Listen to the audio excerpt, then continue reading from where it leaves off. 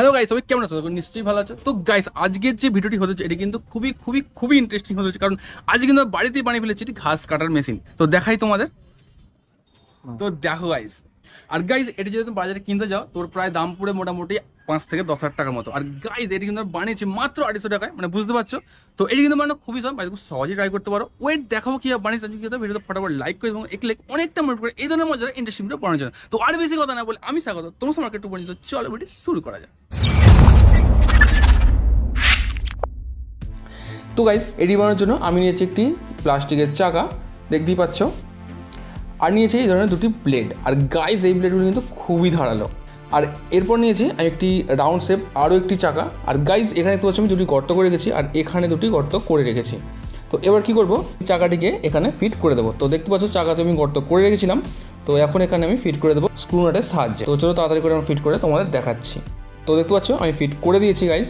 তো এবার আমি নিয়েছি ব্লেডগুলি, তো ব্লেডগুলিকে আমি এখানে ফিট করে দেব। তো এবার আমি নাট দিয়ে টাইট করে দিচ্ছি। আর গাইস বোর্ডটি লাগানোর ফলে কি হলো, এই ব্লেডগুলি কিন্তু পিছন দিক থেকে ভালোভাবে সাপোর্ট করলো, যাতে এই ব্লেডগুলি কোনোভাবে খুলে না যায় বা ভেঙে না যায়। তো এবার আমি দেখো ব্লেডগুলিকে কীভাবে ফিট করছি। ব্লেডগুলি পুরোপুরি টাইট করে নিই। তো এখানে আমি ব্লেডগুলিকে ঘুরিয়ে একের উপরে একটি লাগিয়ে দিচ্ছি, যাতে আরও ভালোভাবে এটি মজবুতভাবে ফিট হতে পারে। আর গাইস আমি একদমই চাইছি না এর কোনোভাবে খুলে যাক, খুলে গেলে কিন্তু খুব বিপদ হতে পারে। তো সেই জন্য আমি চাইছি এই ব্লেড যেন ভালোভাবে তৈরি হয়। তো আমি দেখতে পাচ্ছ এখানে ফিট করে দিয়েছি। এবার এই যে দুটি গর্ত করেছি এখানেও কিন্তু দুটি স্ক্রু আমি লাগিয়ে দেবো, যাতে এই ব্লেডটি কোনোভাবেই নড়াচড়া করতে না পারে। তো এবার আমি স্ক্রুগুলিকে ভালোভাবে টাইট করে দিচ্ছি নাটের সাহায্যে।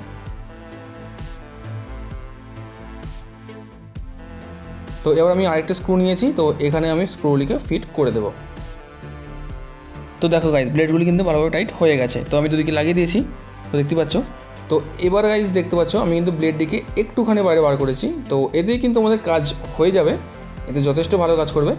তো একদম ব্লেডগুলি কিন্তু ভালোভাবে টাইট হয়ে গেছে, আর পেছন দিকে ভালোভাবে সাপোর্টও পাচ্ছে, ব্লেডগুলি কিন্তু নড়াচড়া কোনো দিকে করতে পারছে না।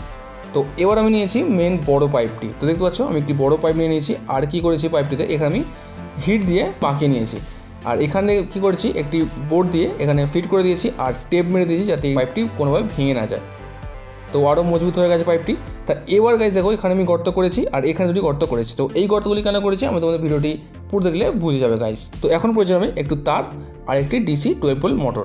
তো আমি ফার্স্টে তারটি নিয়ে নিয়েছি, আর নিয়েছি ডিসি 12 ভোল্ট মোটর।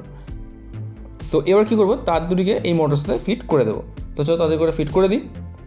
তো আমি কিন্তু একটি তার সোল্ডারিং করে দিয়েছি, আরেকটি তার সোল্ডারিং করে দিচ্ছি। তো এবার কী করবো, এটি যে তারের পিছন দিকটি, তো পিছন দিকটিকে এখানে আমি গলিয়ে দেবো, আর গলিয়ে একদম পাইপের পিছন দিয়ে বার করবো। তো তোমাদের একটি ট্রিক্স বলি কীভাবে বাইরে বার করবে। তো আমি একটি দড়ি নেব, তো দড়ি নিয়ে দড়িতে একটি পিছন দিকে ওয়েট লাগাবো। ওয়েটটি আমি কী করবো, এই পাইপের সাথে গলিয়ে দেবো, আর পাইপটির ওপর দিকে যত আমি তুলবো তত কিন্তু ওয়েটটি নিচের দিকে নামতে থাকবে। আর বাইরে যখন ওয়েটটি বার হয়ে যাবে তখন কী করবো, এই দড়িটিকে তারের সঙ্গে বেঁধে পিছন দিয়ে টানলে কিন্তু তারটি খুব সহজেই গলে যাবে। তো এইভাবে কিন্তু তোমরা ফিট করে নিতে পারো। তো আমি কিন্তু সেইভাবেই করছি। তো দেখতে পাচ্ছ আমি একটি ছোটো স্ক্রু লাগিয়ে দিয়েছি, আর দড়িটি কিন্তু এক সাইড থেকে অন্য সাইডে বার করে নিয়েছি। তো এবার কী করবো, এবার এই দড়িটিকে তারের সঙ্গে ফিট করে বাইরে বার করে নেবো। দেখতে পাচ্ছ আমি কিন্তু বাইরে বার করে নিয়েছি। তো গাইজ এবার দেখতে পাচ্ছ এখানে আমি একটা গর্ত করে রেখেছি। তো এখানে আমি সুইচটিকে ফিট করবো। তো তার আগে কী করবো, এখানে দুটি তারের মধ্যে আমি একটি তার বাইরে বার করে নিচ্ছি সুইচটিকে ফিট করার জন্য। তারটিকে বাইরে বার করে নিয়েছি। এবার এই তারটিকে আমি কাট মেরে দেবো। তো কাট মেরে নিলাম। এবার এই দুটি তারকে আমি সুইচে সোল্ডারিং করে দেবো। তো দেখতে পাচ্ছ আমি একটি সুইচ নিয়ে নিয়েছি। তো আমি সুইচের দুটি পিনে তারগুলি সোল্ডারিং করে দিচ্ছি। তো সোল্ডারিং করা আমাদের কমপ্লিট হয়ে গেছে। তো এবার সুইচটিকে আমি এখানে ফিট করে দেবো। তো দেখতে পাচ্ছ সুইচ কিন্তু ফিট হয়ে গেছে। তো এবার চলে এসেছি একদম সামনের দিকে।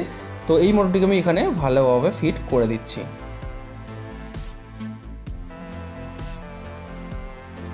তো দেখতে পাচ্ছ মোটরটিকে আমি ফিট করে দিয়েছি। মোটরটি কিন্তু খুব সহজেই ঢুকে গেছে। আর গাইস এখানে দেখতে পাচ্ছ পাইপটি কিন্তু একটু বাইরে বেরিয়ে আছে। তো এটিকে আমি কাঁচিতে কেটে দিচ্ছি। তো একদম সমান করে দেবো মোটরের সাথে। তো দেখো গাইস একদম সমান হয়ে গেছে। আর গাইস এখানে আমি একটি পুরনো যে খারাপ ক্যাপাসিটার হয় তার আমি পাইপটি নিয়ে নিয়েছি। আর এখানে কী করেছি, এটি গর্ত করে রেখেছি। আর পিছন দিকে মানে এখানে আমি একটি স্ক্রু লাগিয়ে রেখেছি। তো এই পাইপটিকে আমি কী করব, এই পাইপের এখানে লাগিয়ে দেবো, যাতে এই মোটরটি কোনোভাবেই বাইরে নিচের দিকে না পড়ে যায়। তো আমি পুরোপুরি সেফটিভাবে এটি বানাচ্ছি, যাতে কোনোভাবে কোনো ক্ষতি না হয়। তো আমি ভালোভাবে টাইট করে দিয়েছি। তো দেখো এখানে কিন্তু মোটরটি খুব সুন্দরভাবে ফিট হয়ে গেছে আর মোটর কিন্তু কোনোভাবে বাইরে বার হবে না। তো এবার গাইস আমি চলে এসেছি একদম পিছন দিকে। তো এখানে কী করবো, টি পাইপ নিয়েছি, তো টি পাইপের ভেতর দিয়ে আমি তারগুলি গলিয়ে নিচ্ছি। তো বাইরে বার করে নিলাম। তো এবার আমি টি পাইপটিকে এই পাইপের সাথে ফিট করে দিচ্ছি। তো ফিট করে দিলাম। এবার আমাদের প্রয়োজন হবে একটি 12 ভোল্ট ব্যাটারি। তো দেখতে পাচ্ছ আমি একটি 12 ভোল্ট ব্যাটারি নিয়ে নিয়েছি, আর এটি বানিয়েছি 3.7 ভোল্ট লিথিয়াম আয়ন ব্যাটারি দিয়ে, মানে রিচার্জেবল যে সেল ব্যাটারিগুলো হয় সেগুলিকে আমি সিরিজে কানেকশন করে 12 ভোল্ট বানিয়ে নিয়েছি। তো এবার কী করবো, মোটর যে তার দুটি আছে এগুলিকে আমি ব্যাটারি তারতুরির সাথে জুড়ে দেবো। তো তার আগে কী করতে হবে, আগে দেখতে হবে আমাদের ব্লেড দিয়ে কীভাবে কানেকশন করলে সোজা দিকে করে, তো সেভাবে কিন্তু ফিট করতে হবে। তো দেখতে পাচ্ছ আমি এখানে দেখে নিয়েছি। তো এবার গাইস আমি কী করবো, ব্লু তারের সাথে আমি ব্ল্যাক তারটি জুড়ে দিচ্ছি, আর গ্রিন তারটি রেড তারের সাথে জুড়ে দেবো, তাহলে কিন্তু আমাদের ব্লেডটি সোজা দিকে করবে। আমি কিন্তু দেখে নিয়েছি এটি একবার চেক করে। তো জুড়ে দিলাম গাইস। এবার আমি এখানে টেপ লাগিয়ে নেবো যাতে একে অপরের সাথে জুড়ে না যায়। তো গাইস দেখো আমি কিন্তু টেপ লাগিয়ে দিয়েছি আর ব্যাটারিটিকে ওখানে ফিট করে দিয়েছি। তো সুইচটিকে যদি প্রেস করি তাহলে কিন্তু মোটরটি আমাদের খুব সুন্দরভাবে ঘুরবে। আশা করি তোমরা সাউন্ড পাচ্ছ, তো আমি দেখাতে পারছি না কারণ পাইপটির মধ্যে বেশ বড়, তাহলে কিন্তু তোমার সাউন্ডটি শুনতে হবে। তো গাইজ এবার তোমাদের গর্তগুলি কেন করেছি বলি।